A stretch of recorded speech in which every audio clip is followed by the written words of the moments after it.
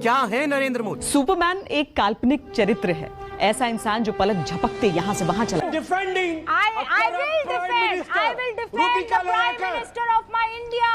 सुनिए, ताल ठोक कर करूंगी देश के प्रधानमंत्री को डिफेंड। कोई माई का लाल मुझे रोक नहीं सकता है, ठीक है? मैं सुनिए, Rubika ji, if you will defend our prime minister, तो फिर हमारे सवाल कौन करेगा? जनता के सवाल को कौन पूछेगा? वहां तक कौन पहुंचाएगा? खैर, इनकी तो बात ही छोड़ दीजिए, इनका तो अंदाज ही अलग है कि आपने देखा है। खैर, कोई बात नहीं, हम सवाल तो पूछेंगे ना। सरकार से सवाल पूछना हमारा अधिकार है, हम तो ये कर सकते हैं। क्या सरकार पर सवाल उठाने वाले अब माफी मांगेंगे? पूछता है भारत। मैं आपको कहना चाहता हूं 2 शब्दों में, चल हट। लीजिए, अब सवाल पूछना भी मना है। मतलब आप सरकार से सवाल पूछ नहीं सकते, सरकार से कोई बात जान नहीं सकते, तो फिर हमने उनको चुना क्यों है भाई? कुछ तो सोच के हमने चुना होगा कि आप हमारे काम को करेंगे, हमारे देश की तरक्की करेंगे, तो हमारे पास फिर सवाल पूछने का अधिकार भी है। लेकिन आपने तो मना कर दिया।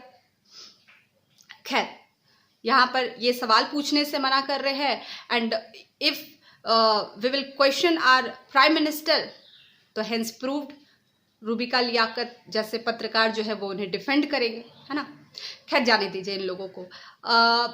हम फैक्ट आधारित तो कुछ बातें कर सकते हैं, क्योंकि हम जब यहाँ पर सरकार की बात कर रहे हैं, सरकार के मुद्दों पर अगर हम चर्चा करेंगे तो फैक्ट होनी चाहिए, और फैक्ट आधारित बात तो करेंगे। तो क्या बोला जाता है आप लोग? फैक्ट दिखाइए, तथ्य दिखाइए, राइट? तथ्यों पे फोकस कीजिए। बोला गया आपको तथ्य तथ्य तथ्य तथ्य। मैं कहता हूं तथ्य तो सबके पास, क्या फर्क पड़ेगा? और एक तथ्य आप बता दें तो क्या फर्क पड़ेगा? आपको क्या चाहिए? आपको चाहिए opinion. I don't believe in anything but. लीजिए, अब फैक्ट पर बात करना भी मना है, तो फिर हम करें तो करें क्या, बोले तो बोले क्या? झूठ बोलो, बार बार झूठ बोलो, जो भी बोल सकते हैं सब झूठ बोलो, जहां भी बोल सकते हैं झूठ बोलो, जितनी बार बोल सकते हैं झूठ बोलो, झूठ बोलो, झूठ बोलो। फैक्ट बात नहीं कर सकते, सवाल नहीं पूछ सकते, कुछ कर नहीं सकते। खैर, चलिए कुछ काम के बारे में ही बता दीजिए, कुछ तो बता देंगे आप। बोला है प्रधानमंत्री मोदी ने कांग्रेस पर हमले का गेयर एकदम बदल दिया। कांग्रेस की दुखती रग पर हाथ रख दिया है। कांग्रेस के इकोसिस्टम में पूरी तरह से छटपटाहट दिख रही है। पूरा इकोसिस्टम पॉपकॉर्न की तरह उछल रहा है। फात फात फात फात। कांग्रेस और इकोसिस्टम में आग लगी है और इंडी गठबंधन तिल मिला डाला हुआ है। आपको हर चीज में नरेंद्र मोदी दिखाई दे देता है। लेफ्ट देखो तो मोदी, राइट देखो तो मोदी, बीच में देखो तो मोदी। हाय मोदी, हाय मोदी, हाय मोदी, हाय मोदी, हाय मोदी, हाय हाय हाय, हाय मोदी, हाय मोदी, हाय हाय हाय। हो क्या रहा है? हो क्या रहा है?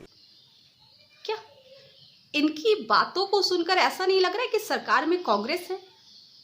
क्या सरकार में कांग्रेस है? मेरे पास कोई फैक्ट गलत पहुंच गया क्या, या फिर मैं अभी अपडेटेड नहीं हूँ?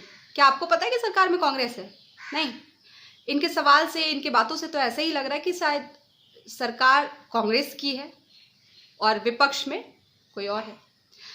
खैर, सवाल इनसे हो नहीं रहे हैं। चलिए रूबिका जी का एक सवाल देख लेते हैं, कुछ सीरियस सवाल उनके, शायद अब कुछ पूछ दे।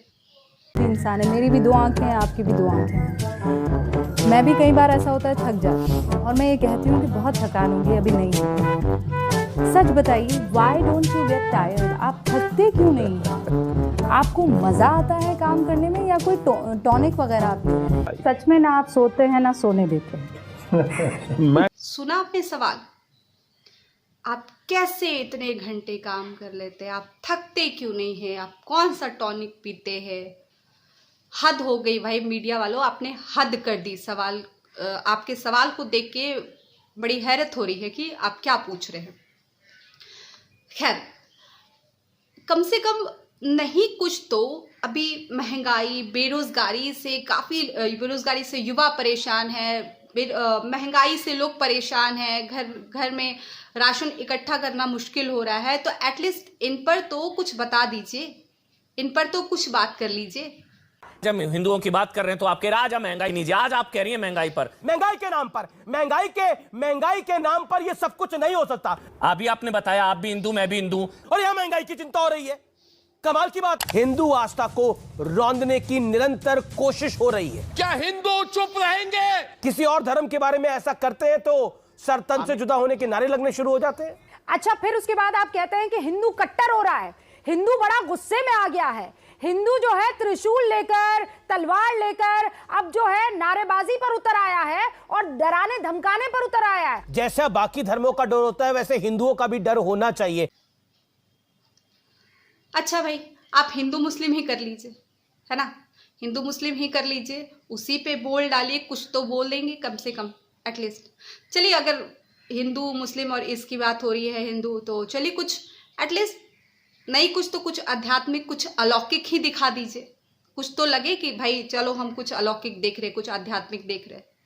प्रधानमंत्री नरेंद्र मोदी की तस्वीरें, अद्भुत तस्वीरें, अद्भुत दृश्य, बेहद अद्भुत अलौकिक दृश्य है ये, अद्भुत अकल्पनीय शानदार तस्वीरें, मतलब शानदार, सबसे शक्तिशाली तस्वीर, खूबसूरत तस्वीरें, दिव्य भव्य तस्वीरें, भव्य हम देख रहे हैं। देखिए भव्य तस्वीरें आपने भी देखी होंगी। मोदी ने इस धार्मिक तस्वीर के जरिए देश को एक बहुत बड़ा पॉलिटिकल मैसेज भी दिया है।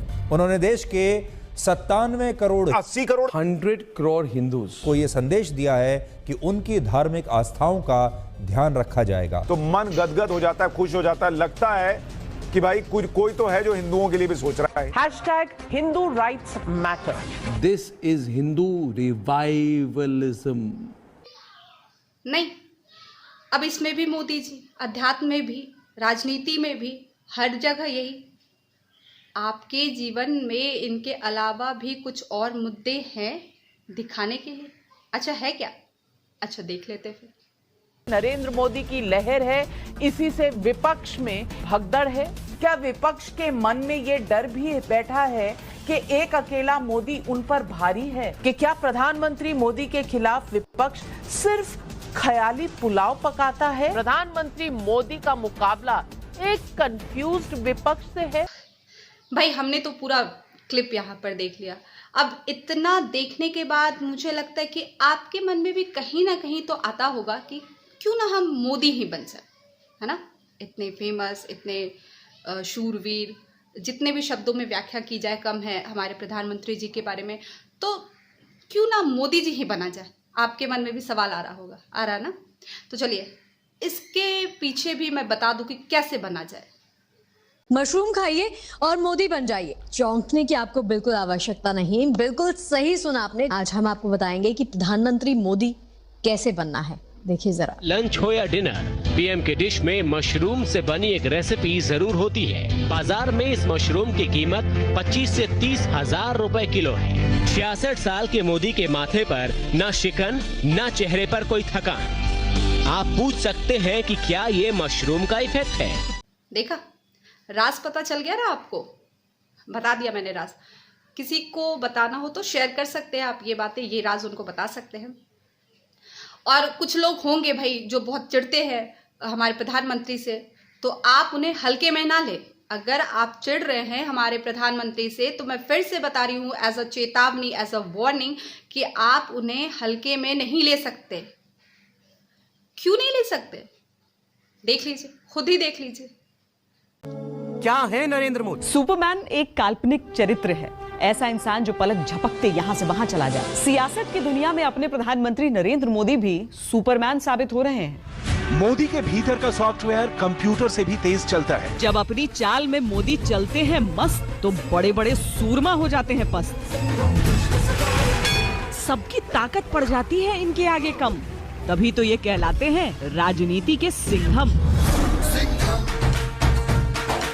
56 इंच की छाती है, बंदा ये करामाती है। जलवा है, जमाल है, हर जगह इन्हीं का कमाल है। क्या मोदी बेस्ट क्राइसिस मैनेजर है? हाँ। तो देख लिया, समझ गए, आ गई बात समझ। ठीक है, तो ये कुछ होनहार हमारे मीडिया एंकर्स थे, न्यूज़ एंकर्स थे। चलिए फिर कुछ और मुद्दों पर बात करेंगे हम कभी।